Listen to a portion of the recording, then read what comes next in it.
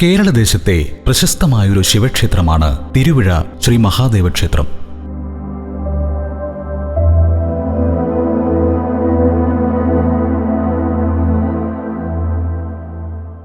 നീലകണ്ഠ സങ്കല്പത്തിലുള്ള പരമശിവനാണ് ഈ ക്ഷേത്രത്തിലെ മുഖ്യ പ്രതിഷ്ഠ.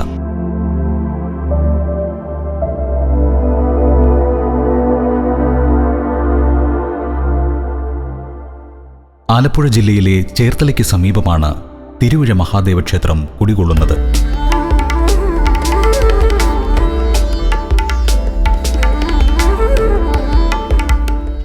കൈവിഷം കളഞ്ഞ് മനസ്സിനെ ശുദ്ധമാക്കാനുള്ള കൈവിഷദോഷ പരിഹാരത്തിനായി ഈ ക്ഷേത്രത്തിലെ ഭജന ഉത്തമമാണെന്നാണ് വിശ്വസിച്ചു പോരുന്നത്.